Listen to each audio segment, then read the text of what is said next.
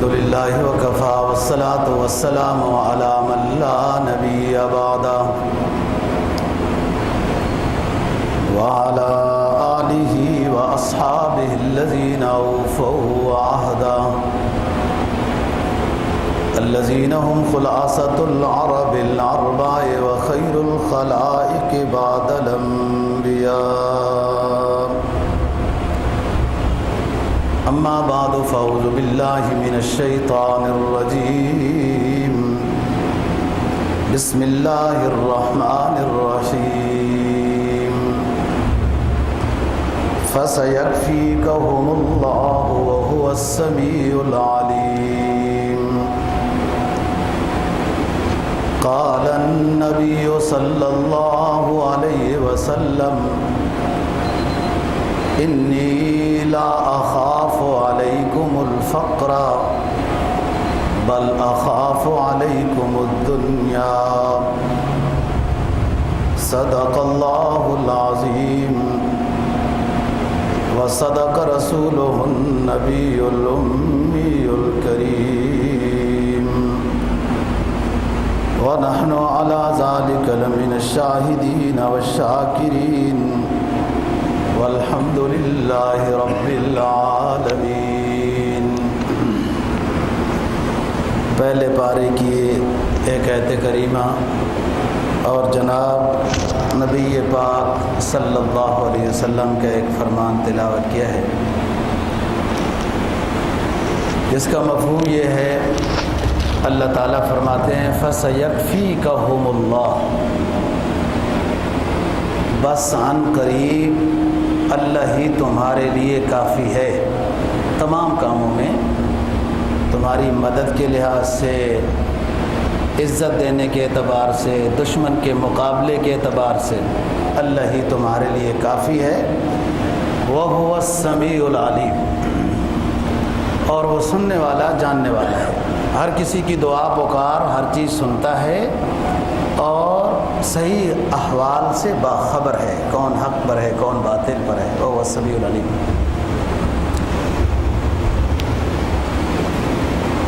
اور جناب نبی پاک صلی اللہ علیہ وسلم کا جو فرمان تلاوت کیا، اس کا مفہوم یہ ہے، آپ فرماتے ہیں انی اخاف علیکم الدنیا لا اخاف علیکم الفقر، مجھے تمہارے بارے میں غربت کا ڈر نہیں ہے کہ تم غریب ہو جاؤ گے، بہت تنگ دست ہو جاؤ گے، پریشانی کی زمانہ آ جائے گا، یہ ڈر نہیں ہے مجھے تمہارے بارے میں، بل انی اخاف علیکم الدنیا، تمہارے بارے میں دنیا داری کا ڈر ہے، دنیاوی محبت تمہیں خراب کر دے گی، غربت نہیں خراب کرے گی۔ ایک اور مقام پہ اہل عرب کے بارے میں فرمایا کہ میں خطہ عرب سے شرک وغیرہ چیزیں ختم کر کے جا رہا ہوں، مجھے تمہارے مشرک ہونے کے بارے میں ڈر نہیں ہے کہ تم دوبارہ شرک کر کے اور تباہ ہو جاؤ گے۔ وہاں بھی دوسرا جملہ یہی فرمایا کہ تمہارے بارے میں ڈر ہے کہ دنیا کی محبت میں مبتلا ہو جاؤ گے اور اس سے پھر بندہ دین سے دور ہو جاتا ہے۔ جو آیت کریمہ آپ کے سامنے تلاوت کی ہے،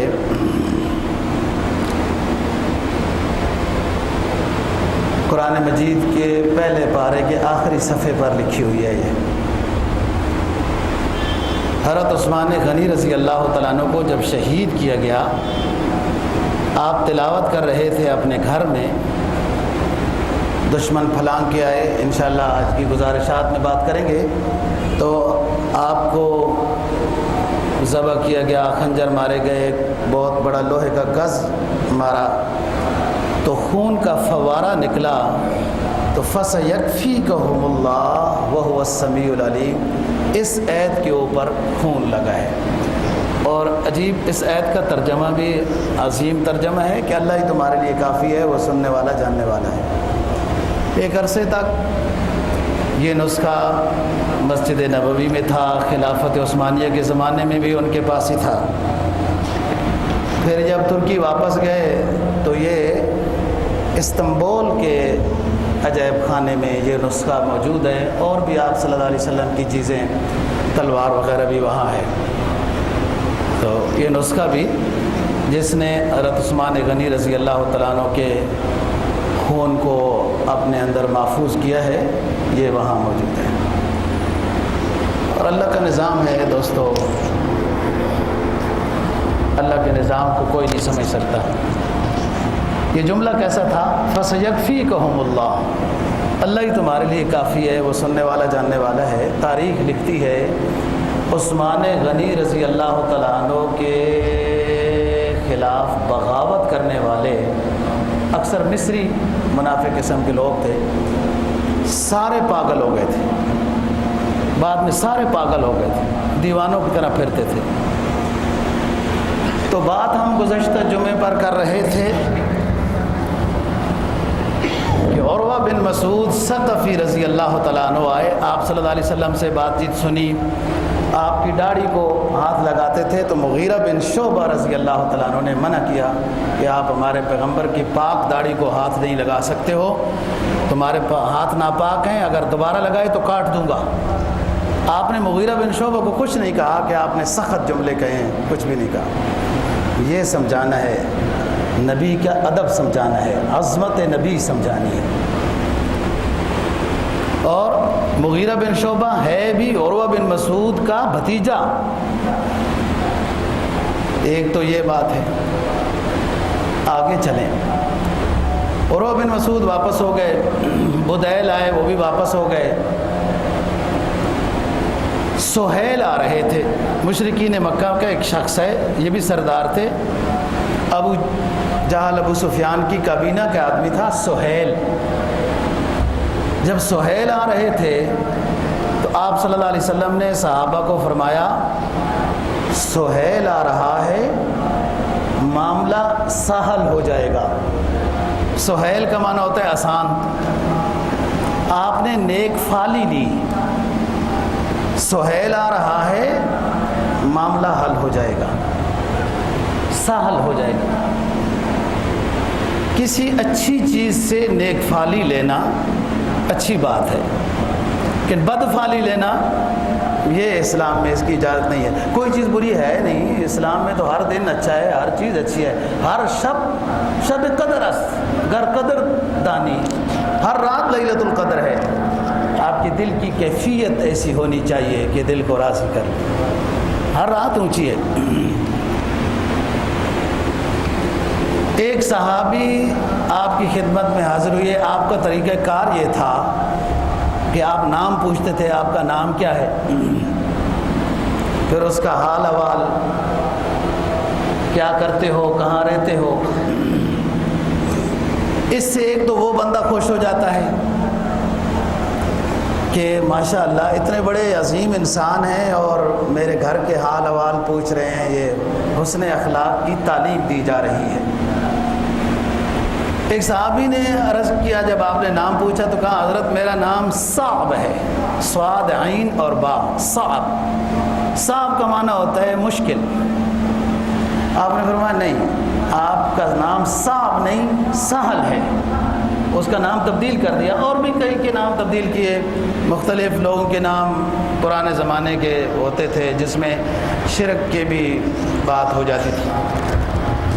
سہیل جب آ رہے تھے تو آپ نے فرمایا کہ معاملہ سہل ہو جائے گا، صلح کی شکل بن گئی، معاملہ طے ہونے لگا، جنگ نہیں ہوگی، اگلے سال آپ آ کے عمرہ کر لیں گے۔ صلح حدیبیہ ہے، یہ صلح ہے۔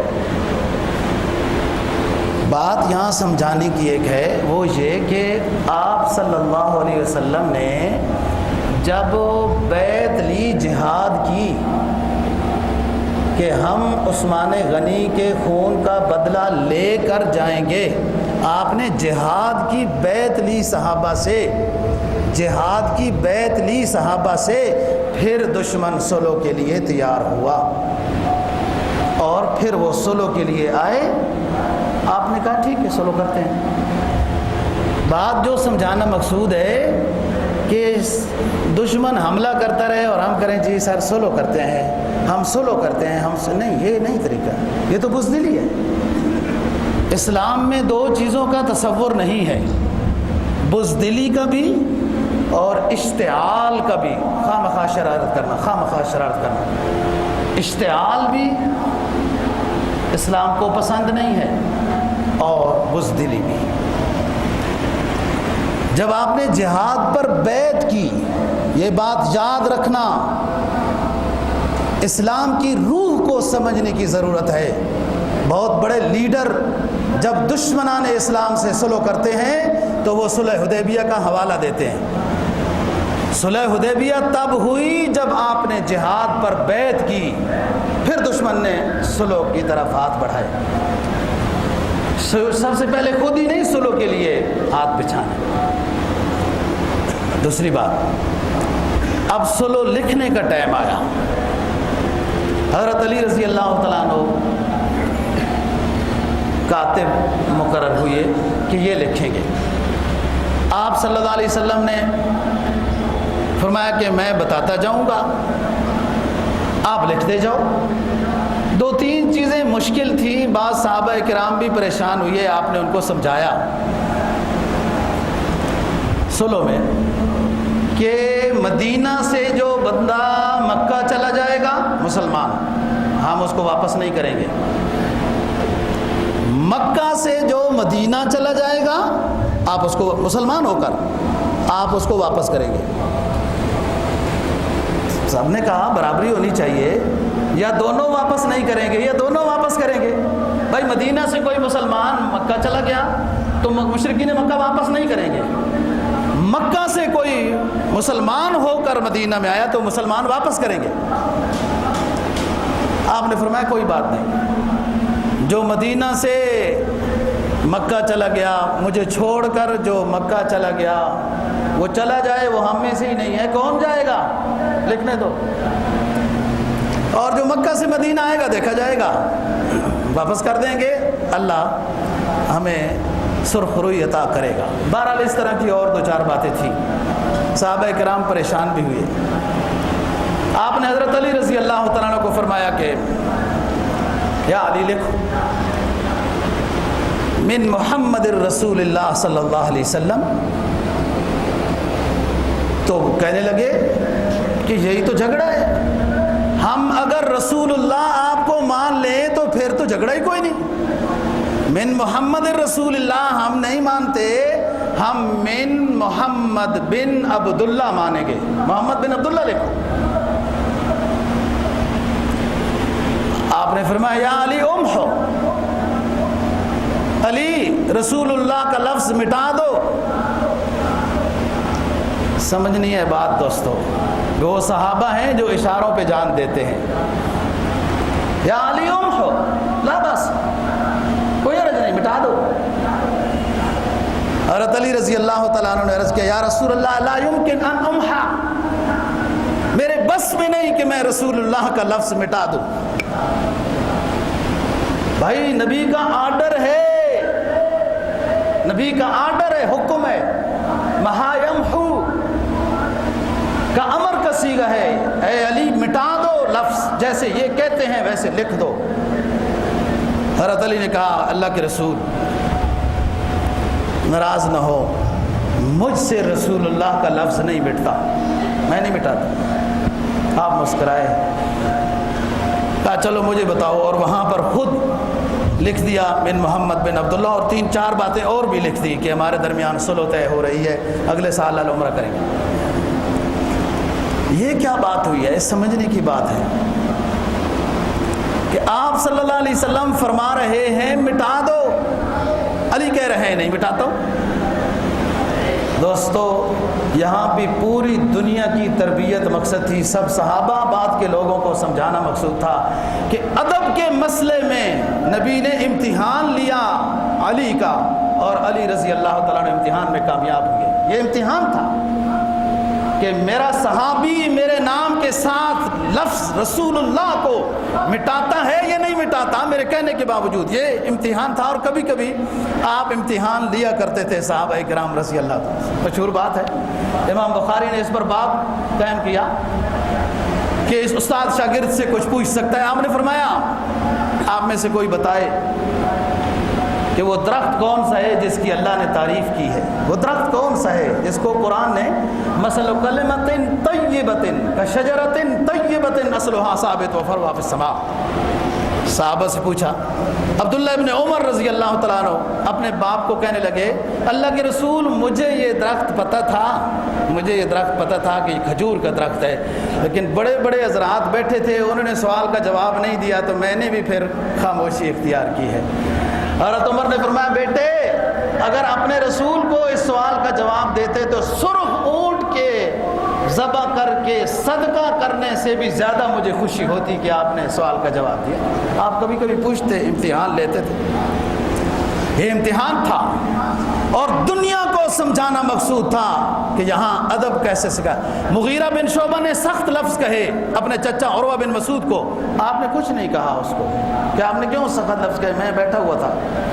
اور یہاں پر کہا کو مٹا دو, اور انہوں نے نہیں مٹایا, اور آپ اس کرائے خاموش ہو گئے کہ یہ بندہ اپنے اس مقام میں کامیاب ہو گیا ہے.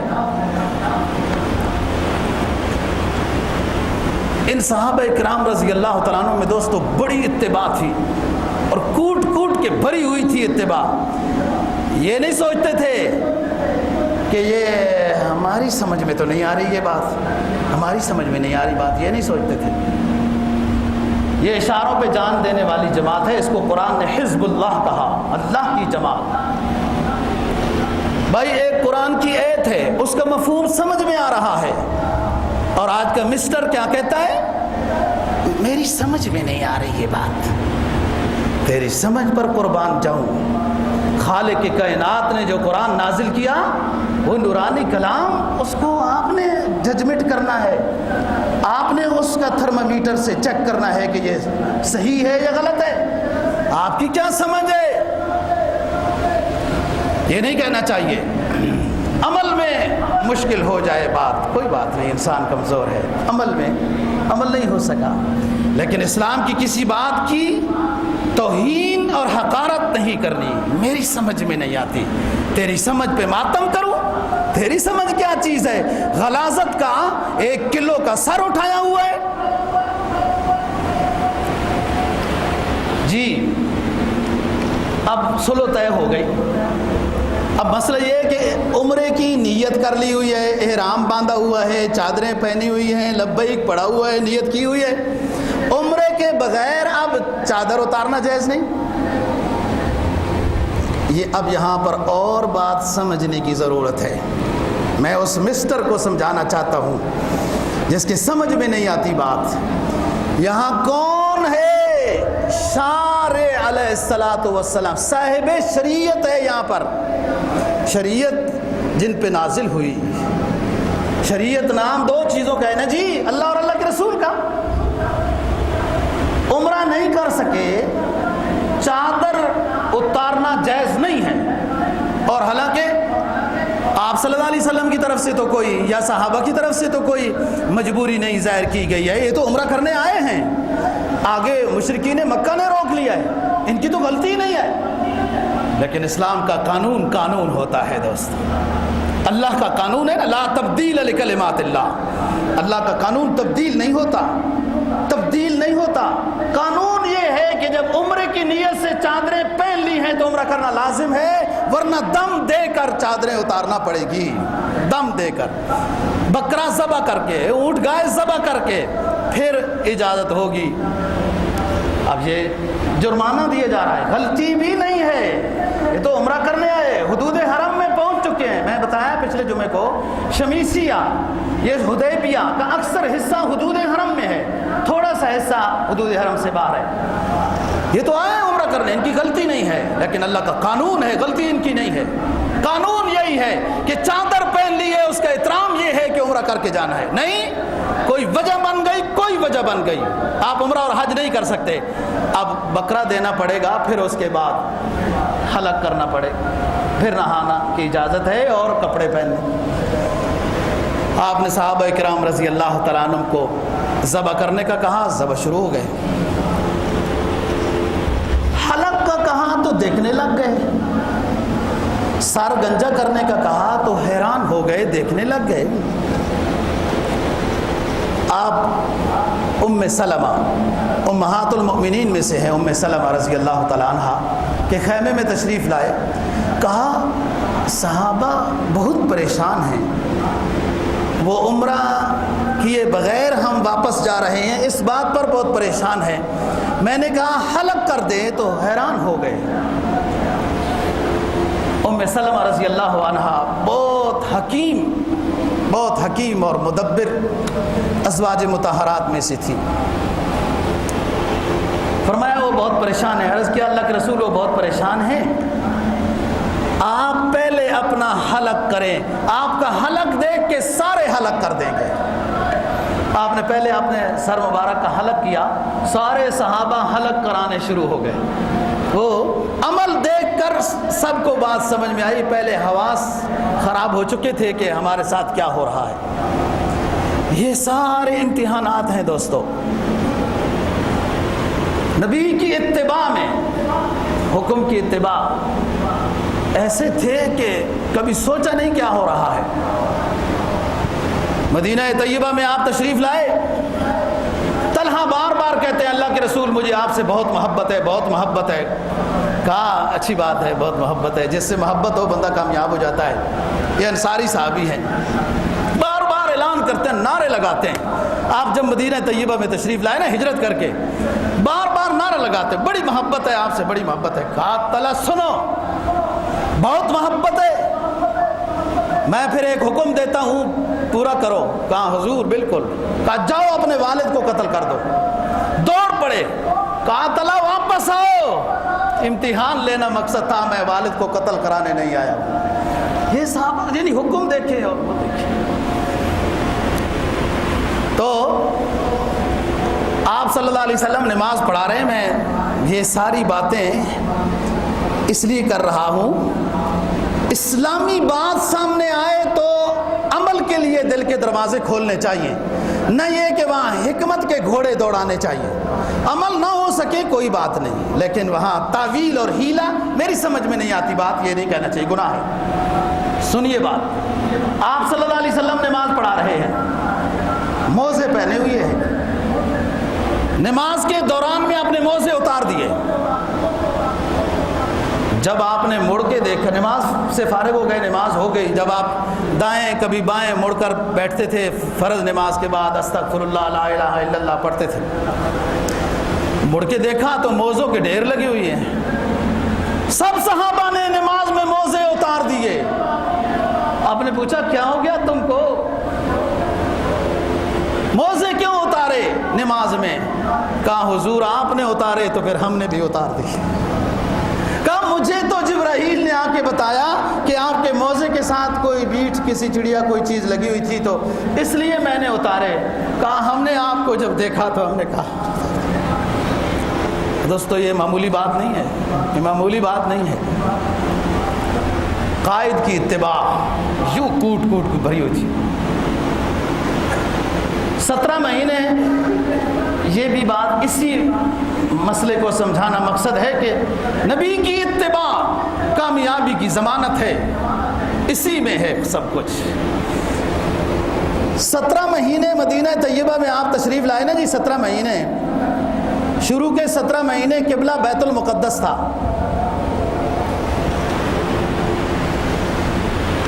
ایک روایت، اور بھی 2 روایتیں ہیں لیکن ایک روایت نقل کرتا ہوں۔ ام بشر براء بن معرور رضی اللہ تعالیٰ عنہ، یہ قباء کے ہیں۔ براء بن معرور فوت ہو گئے، آپ کے بڑے اچھے صحابی تھے، آپ تعزیت کے لیے تشریف لے گئے۔ آپ کو پتہ چلا صبح اشراق کے بعد تعزیت کے لیے تشریف لے گئے قباء مقام میں، جہاں سب سے پہلے 14 دن آپ ٹھہرے تھے۔ اتباع دیکھنا، ذرا اتباع دیکھنا صحابہ کی۔ تو وہاں لوگوں نے کہا حضرت آپ آئے وہ تعزیت کی باتیں ہوتے ہوئی بھائی کھانا کھا کے جائیں گے. آپ نے فرمایا ٹھیک. تو ظہر کی نماز کا وقت ہو گیا. ظہر کی نماز پڑھانا شروع کر دی. 2 رکعتوں کے پڑھانے کے بعد جبرائیل آ گئے. قبلہ تبدیل ہو گیا. بیت المقدس قبلہ ختم ہو گیا, بیت اللہ قبلہ بنا دیا گیا ہے. نماز کے دوران وہی آ گئی. 2 رکعتیں آپ نے بیت المقدس کی طرف منہ کر کے پڑھائیں. اتفاق, حسن اتفاق ایسا تھا کہ یہ بالکل بیت اللہ شریف کی سمت ہے, تو برعکس بالکل یہ بیت المقدس کی سمت ہے, تو بالکل برعکس بیت اللہ شریف کی سمت. مدینہ طیبہ کے جگہ بتا رہا ہوں. آپ نماز کی 2 رکعتوں کی تکمیل کے بعد جب وہی آئی کہ بیت اللہ شریف قبلہ ہو گیا, تو 2 رکعتوں کے بعد چلے گئے پیچھے اور 2 رکعتیں اس طرف بیت اللہ شریف کی طرف منہ کر کے نماز پڑھانا شروع کر دی. صحابہ سارے پیچھے مڑ کے پڑھنا شروع ہو گئے. کسی نے ہیلے اور باتیں نہیں پوچھی کہ یہ کیا ہو گیا, بھول ہو گئی, فلاں ہو گیا. ہماری سمجھ میں تو بات نہیں آئی ہے. قرآن نے کیا کہا, إِلَّا لِنَعْلَمَ مَن يَتَّبِعُ الرَّسُولَ مِمَّن يَنقَلِبُ عَلَىٰ عَقِبَيْهِ وَإِنَّهَا لَكَبِيرَةٌ عَلَى الَّذِينَ هَدَى اللَّهُ. ہم دیکھنا چاہتے تھے, نماز کے بعد بھی وہی کر سکتے تھے, نماز سے پہلے بھی. إِلَّا لِنَعْلَمَ مَن يَتَّبِعُ الرَّسُولَ مِمَّن يَنقَلِبُ عَلَىٰ عَقِبَيْهِ وَإِنَّهَا لَكَبِيرَةٌ إِلَّا عَلَى الَّذِينَ هَدَى اللَّهُ. ہم دیکھنا چاہتے تھے میرے نبی کی اتباع میں کون پھر جاتا ہے, لیکن میری نبی کی جماعت اتنی اونچی جماعت تھی, ایک بھی نہیں. ہیلے بہانے کرنے والا رہا, سب پھر گئے. قرآن کہتا ہے وَإِنَّهَا لَكَبِيرَةٌ عَلَى الَّذِينَ هَدَى اللَّهُ. نماز کے بیچ میں نے اپنے پیغمبر کی جماعت کا امتحان لیا, لیکن سارے کامیاب ہو گئے. نماز کے بیچ میں. سمجھ آئی بات دوستو؟ اسلام اس کا نام ہے کہ نبی کی ہر ادا پہ قربان ہو جائے انسان. تو جب ام سلمہ نے کہا کہ آپ گنجا کرا دیں, سارے گنجا کرا دیں, سب نے گنجا کرا دیا. آپ صلی اللہ علیہ وسلم مرض الوفات میں ہیں. اب ادب کا پہلو سنا رہا ہوں. حکم مقدم, ادب مقدم. شریعت کی روح سمجھنی ہوتی ہے, پھر اسلام کا سمجھنا بھی آسان ہے, عمل بھی آسان ہے. اسلام سب کچھ ہے دوستو. یہ دعویٰ ہے, اس دعوے کو تلاش کرو کیسے سب کچھ ہے. آپ بیمار ہو گئے, زیادہ بیماری, اٹھ نہیں چل نہیں سکتے تھے. اللہ عظیم ہے نا جی. وہ پیغمبر کہ جس کی ساری رات عبادت میں گزر جائے, وہ پیغمبر جس کو 100 پہلوانوں کی طاقت عطا کی جائے, اللہ کا امر ہے. بیمار ہو گئے, چل بھی نہیں سکتے. آپ نے کہا عائشہ اپنے ابو کو کہو لوگوں کو نماز پڑھائے. عائشہ نے عرض کیا اللہ کے رسول بہت نرم دل ہے, میرا والد نماز نہیں پڑھا سکے, بہت نرم دل ہے. عمر کو کہہ دیں, وہ مضبوط ہے. آپ نے کہا جاؤ عائشہ, جاؤ اپنے ابو کو کہو مسلمانوں کو نماز پڑھا دیں. عائشہ کہتی ہیں جب میں نے جلال بھرا جملہ سنا بس گئی. اچھا, حضرت ابوبکر صدیق رضی اللہ تعالیٰ عنہ نماز پڑھانا شروع. درمیان میں آپ نے بھی کچھ نمازیں بیٹھ کے پڑھائی, طبیعت صحیح ہو گئی. 17 دن کا یہ مسئلہ ہے. ایک دن نماز پڑھا رہے ہیں حضرت ابوبکر صدیق رضی اللہ تعالیٰ عنہ, آپ تشریف لائے. صحابہ سمجھ گئے. صحابہ کی نماز تو ایسی ہوتی ہے کہ لوگ تیر اور خنجر جسم سے نکال لیتے ہیں. صحابہ نماز میں ہو تیر اور خنجر جسم سے نکال لیے جاتے ہیں, انہیں پتہ ہی نہیں چلتا. اتنے خشوع و خضوع والی نماز. آپ اپنے حجرہ مبارک سے باہر نکلے, صحابہ سمجھ گئے. کیسے سمجھ گئے؟ نماز تمہیں ان کی تو نماز. دوستو یہ امام الانبیاء ہے. نبی کی عظمت کا تھوڑا سا ادراک کریں. یہ تو جس گلی سے گزر جاتے ہیں پیچھے لوگ پتہ حاصل کر لیتے تھے کہ یہاں سے پیغمبر کائنات گزرا ہے. وہ ہوتے نہیں تھے، گزر گئے. فرمایا چمن چمن گل نسری ز عکس رخ ریزد، چمن چمن گل نسری ز عکس رخ ریزد، سبد سبد گل خنداں زرامی چکدش. یہ ایسا سید کونین ہے جس راستے سے گزر جائے وہ راستے معطر ہو جاتے ہیں، فضا میں خوشبو مہکنے لگتی ہے. سید کونین صلی اللہ علیہ وسلم جب اپنے حجرہ مبارک سے باہر تشریف لائے، ابو بکر خلافت بلا فصل کا حقدار نماز پڑھا رہا ہے مسلمانوں کو. صحابہ کرام سمجھ گئے ہیں نبی کی خوشبو محسوس کر کے کہ سرکار آ رہے ہیں. حضرت ابو بکر صدیق رضی اللہ تعالی عنہ بھی سمجھ گئے، پیچھے ہٹے کہ آپ آ گئے نماز پڑھائیں. رسول اللہ صلی اللہ علیہ وسلم نے فرمایا یا ابا بکر اپنی جگہ پہ رہو، مسلمانوں کو نماز پڑھاتے رہو، پیچھے نہ ہٹو. نبی کا حکم آیا. اور ادھر ادب یہ ہے کہ نبی پیچھے آیا، صدیق آگے ہے. لیکن ابو بکر کا موقف یہ تھا ہمیشہ پوری زندگی کہ نبی کے آرڈر کو مقدم کرنا ہے جیسا بھی ہو جائے. نبی نے آرڈر دیا ابو بکر تم نماز پڑھاؤ، اپنی جگہ پہ رہتے رہو. ابو بکر رہتے رہے.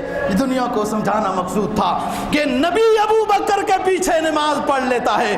دوسری دنیا میں کس کو اعتراض اور اشکال ہو سکتا ہے ابو بکر کے پیچھے نماز پڑھ. یہاں ابو بکر کا موقف کیا ہوا؟ الامر فوق الادب، کہ نبی کا آرڈر مقدم ہے. میرا ادب تو یہ تھا کہ پیچھے ہٹ جاؤ، لیکن نبی کا آرڈر مقدم ہے اور نماز پڑھائی. حالانکہ بیٹھ کر نبی پاک صلی اللہ علیہ وسلم نے کئی نمازیں بیٹھ کر پڑھائیں. آپ امام تھے اور ابو بکر نے پیچھے اونچی اللہ اکبر کہی. دوستو یہ سب باتیں ہیں نبی پاک صلی اللہ علیہ وسلم کی تعظیم میں، تکریم میں. صلح حدیبیہ ہو گئی، واپس تشریف لے آئے. آپ نے علاقوں میں خط لکھے وغیرہ، تبلیغ کی. حضرت عثمان غنی رضی اللہ تعالیٰ عنہ کی بات کر رہا ہوں. 12 سال تقریباً آپ کی حکومت ہے. خلافت بنو امیہ کے عظیم شخص ہیں. خلافت بنو امیہ میں کوئی کمزوریاں ممکن بعد کے لوگوں میں ہو سکتی ہیں، لیکن فتوحات ان کے دور میں بہت ہوئی، اس میں کوئی شک نہیں.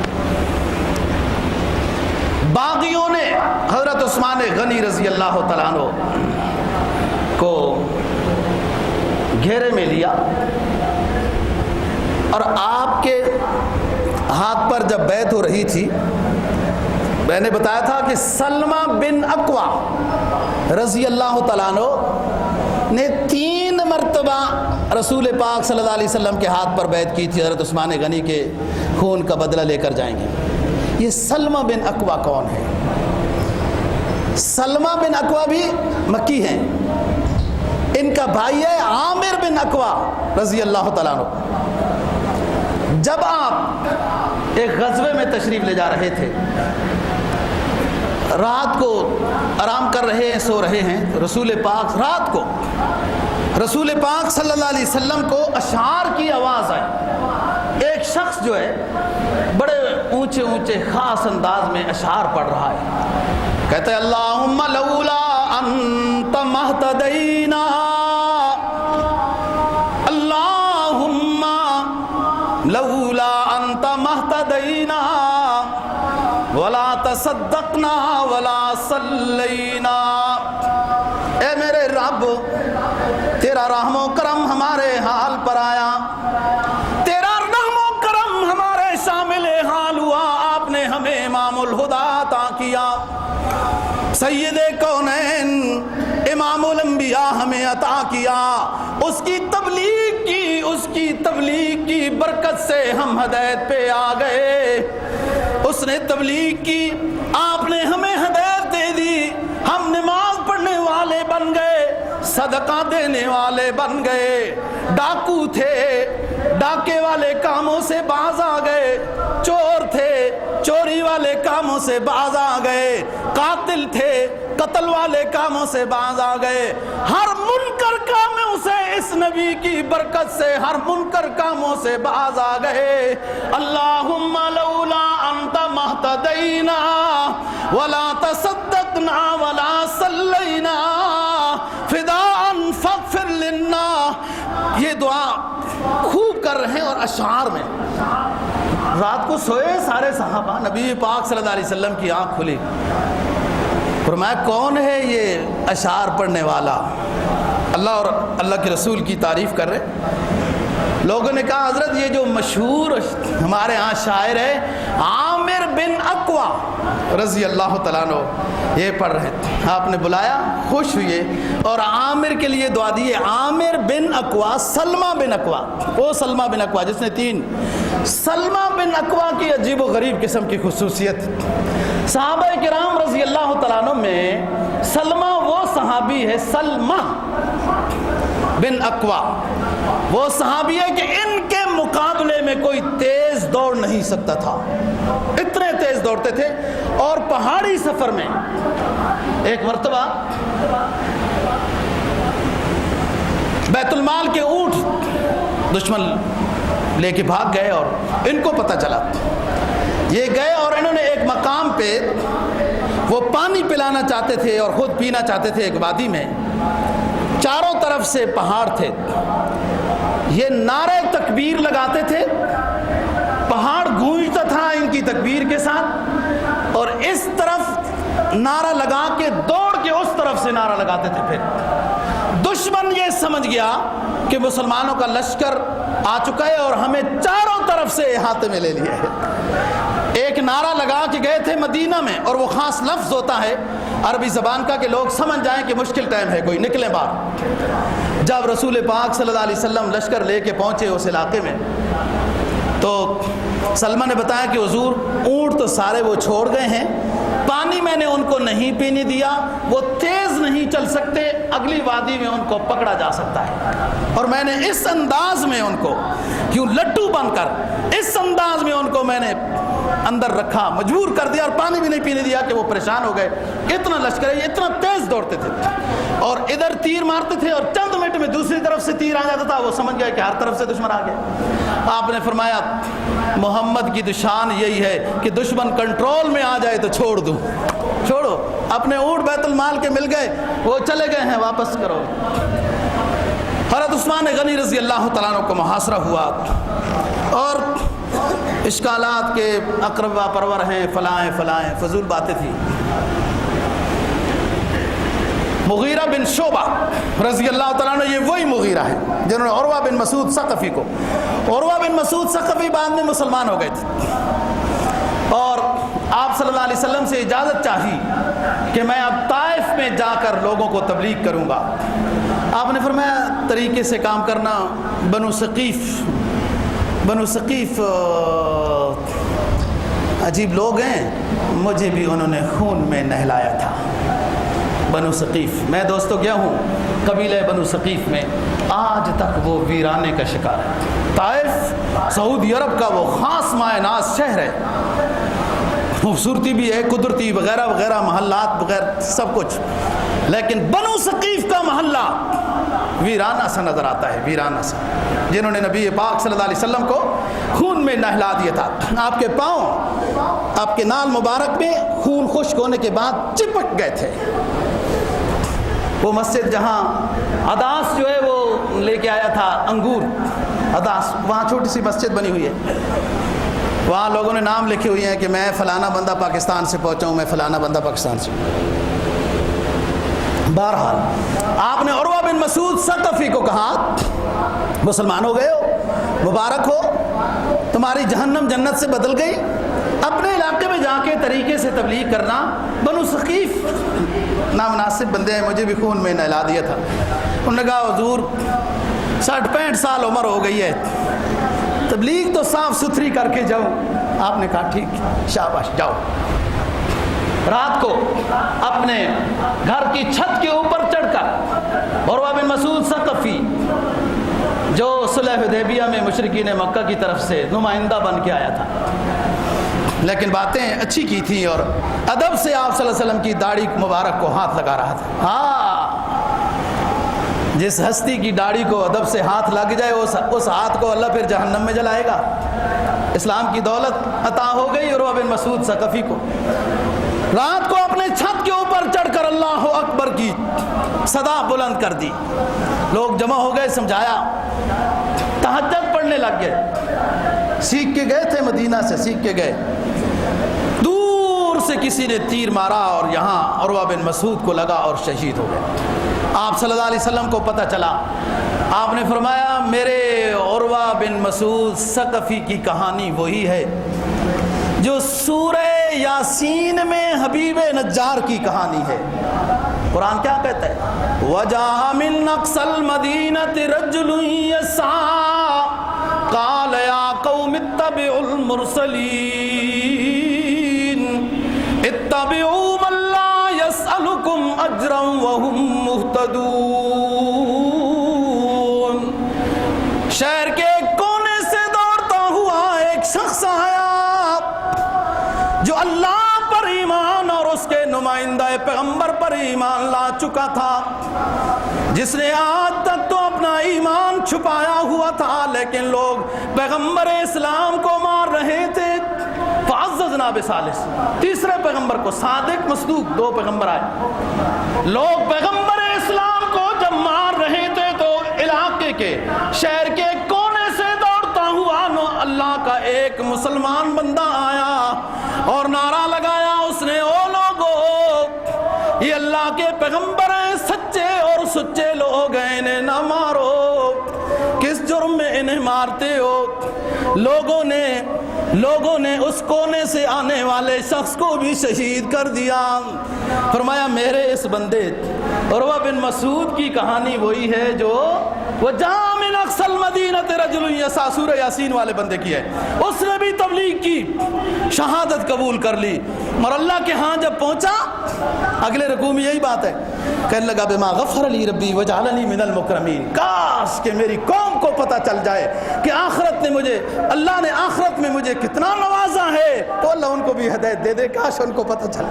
قوم نے مارا, شہید کر دیا, ٹکڑے کر دیے. یہ اللہ کا بندہ اللہ کے پاس پہنچ کے بھی اپنی قوم کی ہدایت مانگ رہا ہے. اللہ والے یہ ہوتے ہیں. بہرحال آپ نے فرمایا کہ حضرت عیسیٰ علیہ السلام کو دیکھنے کا شوق ہو تو عروہ بن مسعود ثقفی کو دیکھ لو, یہ ان کے ساتھ ملتا جلتا ہے. حضرت یوسف بن یعقوب کو دیکھنے کا شوق ہو تو میرے صحابی دحیہ کلبی کہ جن کی شکل میں جبرائیل آتے ہیں میرے پاس, ان کو دیکھ لو. اور جس کو اللہ کا خلیل دیکھنے کا شوق ہو, ابراہیم علیہ السلام دیکھنے کا شوق ہو کسی کو, تو وہ مجھ محمد کو دیکھ لو, میری شکل ابراہیم سے ملتی. بہرحال عروہ بن مسعود شہید ہو گئے. تو بات کر رہا ہوں حضرت عثمان غنی رضی اللہ تعالیٰ عنہ کا محاصرہ کیا.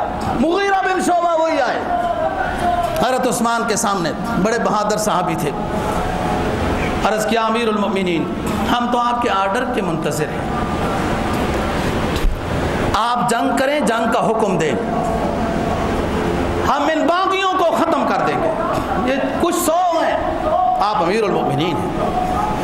نمبر 2, یا مکہ میں چلے جائیں, وہ حدود حرم ہے, ہو سکتا ہے باغی حدود حرم کا احترام کریں اور جنگ نہ کریں.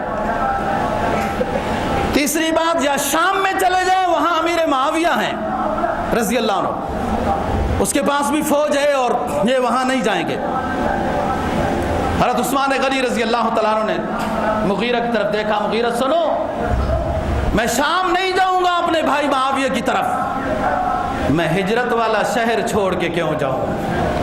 نبی کے ساتھ ہجرت کر کے مدینہ میں آیا, مدینہ میں دفن ہونا چاہتا ہوں, یہاں سے چھوڑ کے شام چلا جاؤں, نہیں جاؤں گا. مکہ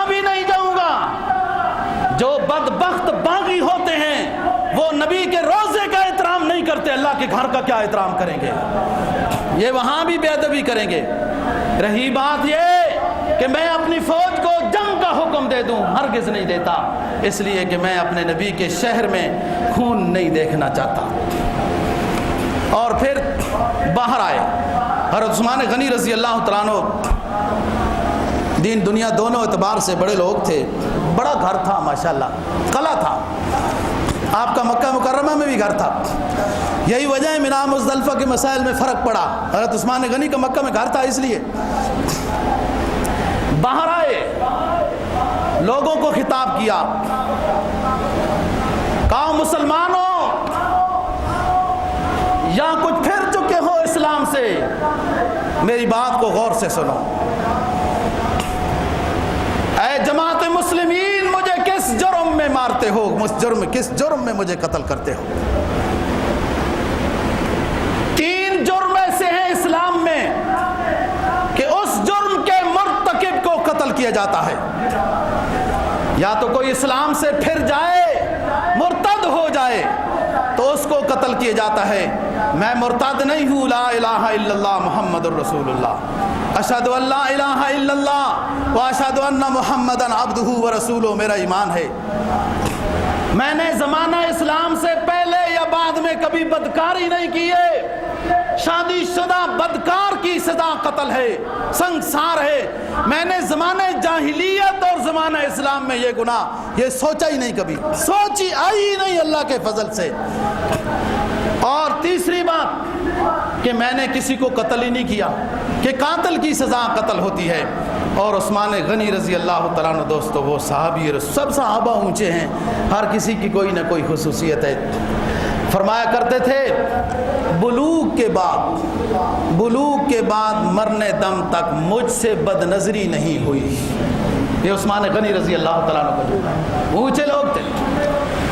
باہر آئے، کہا یا جماعت المسلمون، تم اپنے امیر المؤمنین کو کس جرم میں مارتے ہو؟ یہ قاتل نہیں ہے، زانی نہیں ہے، مرتد نہیں ہے۔ سنو، تم اپنے امیر المؤمنین کو قتل کرنا چاہتے ہو، پھر پوری زندگی امن سے نہیں رہو گے۔ مجھے تو رسول اللہ صلی اللہ علیہ وسلم کی زیارت نصیب ہوئی۔ آج جمعے کا روز ہے، میں روزے میں ہوں۔ 40 دن کے محاصرے میں تم نے مجھے اس مسجد میں نماز نہیں ادا کرنے دی جو میرے پیارے رسول کی مسجد ہے۔ رسول کے اعلان پر عثمان غنی نے وہ مسجد بنوائی، تم مجھے اس اپنی مسجد میں نماز ادا نہیں کرنے دیتے ہو۔ 40 روز تک تم نے میرے اوپر پانی بند کیا ہوا ہے۔ وہ عثمان جس نے بیر روما خرید کر پورے مدینہ والوں کے لیے وقف کر دیا تھا، تم اس عثمان کو بیر روما کا پانی کا ایک گھونٹ بھی نہیں دیتے ہو۔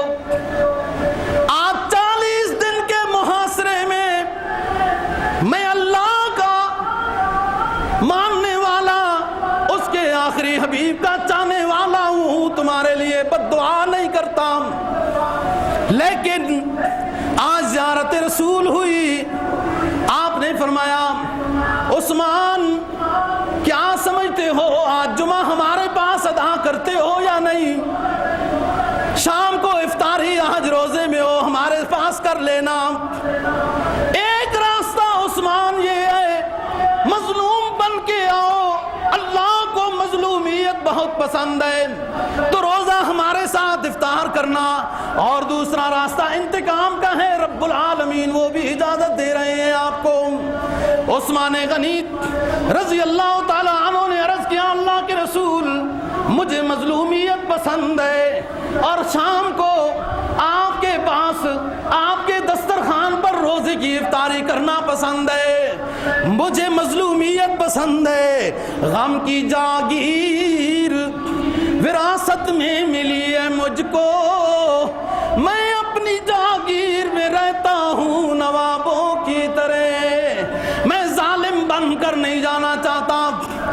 دشمنان اسلام باغی جمعے کے روز جمعے کی نماز کی ادائیگی کے بعد عثمان غنی کے گھر آئے، لوہے کے گز مارے، خون کا فوارہ نکلا، قرآن مجید کی اس آیت نے اپنے اندر لے لیا، فَسَيَكْفِيكَهُمُ اللَّهُ وَهُوَ السَّمِيعُ الْعَلِيمُ۔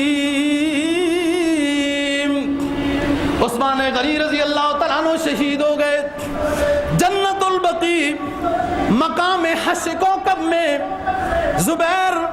جبیر بن مطعم اور صحابہ کرام رضی اللہ تعالیٰ عنہ نے جنازہ ادا کیا۔ بے کسی والے شخص، مظلومیت والے شخص، حلیم اور بردباری کے اس مجسمے کو جنت البقیع میں دفن کر دیا گیا۔ یہ عثمان غنی رضی اللہ تعالیٰ عنہ جنہوں نے اپنی جان کی بچانے کے خاطر اپنے فوج کو دوستو آرڈر نہیں دیا۔ 35 ہجری بروز جمعہ عصر کے نماز کے ٹائم حضرت عثمان غنی رضی اللہ تعالیٰ عنہ کو شہید کیا گیا۔ اللہ تعالیٰ ہمیں ان نیک لوگوں کے نقش قدم پر چلنے کی توفیق نصیب فرمائے۔ وآخر دعوانا الحمدللہ۔